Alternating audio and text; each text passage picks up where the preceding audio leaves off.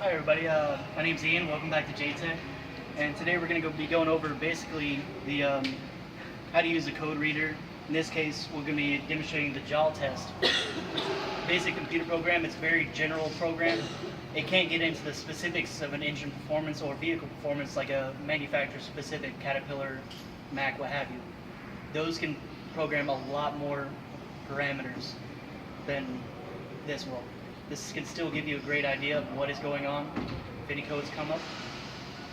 Now we're going to simulate this coming in with a no-start engine. The first thing you do, no-start, is make sure your batteries work and has power. So the always handy voltmeter or multimeter, come over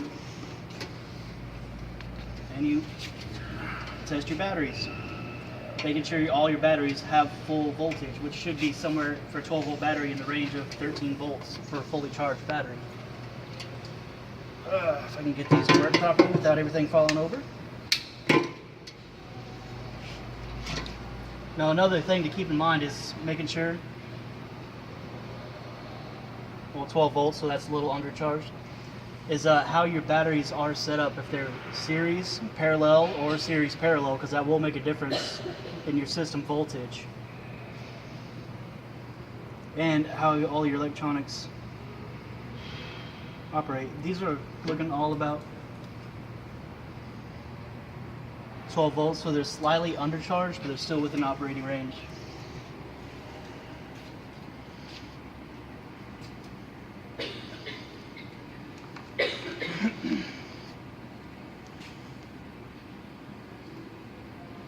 Now another thing, we can move this out of the way so we can look around easier. So your batteries have good voltage, it's still no start. You're going to take a walk around your engine compartment, and obviously our switch down there is in the on position. So easy stuff first. You look around and see if there's any generally noticeable wires missing, disconnected sensors, anything of that nature. And I know this is a training engine, it has big bird's nests everywhere. On the ECM itself, and in general, I see no obvious wires missing.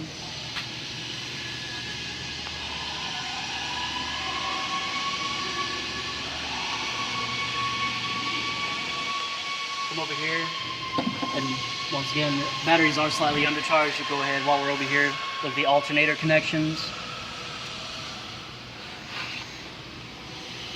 Once again, I see nothing indicating loose wire, broken wire, anything of that nature. You'd also be checking out condition of hoses and whatnot while we're here. So we're going to go ahead and walk back over and hook up our code reader.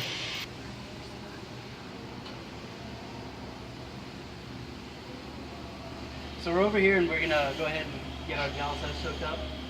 Went ahead and started up the program here, computer based. And like I said, it's a very generic program, and you have your different connection types here. Now we know it's not an OBD, it's an older vehicle. It would be a 6-pin, oh I'm sorry, 2, 3, 4, 5, 6 pin Deutsch connector.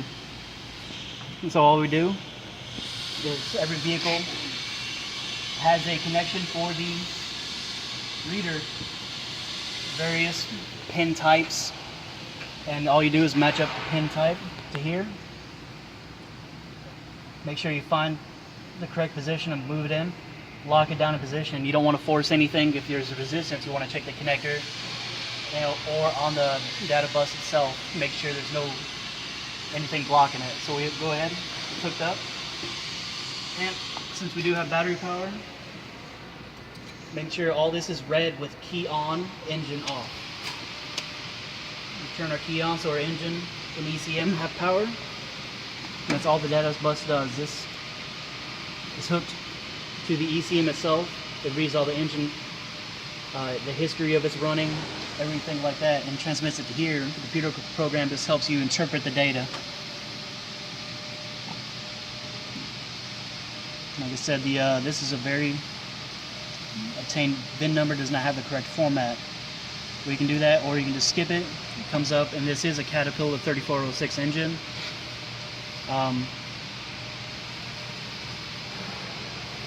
Reading fault codes. like I said, this is a generic program for a variety of vehicles. You can still do other stuff with it, reading fault codes, clearing fault codes, reading data, and performing tests. So go ahead and it says we have an engine management system, unit injector system, and we'll be going into that a little bit more a little bit later on. That's basically how you utilize a fault reader, code reader, what have you. There's a variety of different ones, ranging from JAL test, Bosch, small handheld ones that give you very basic data, or ones, like I said, manufacturer specific that can go into great detail on them. Anyway, thanks for watching. Hope you have a good day.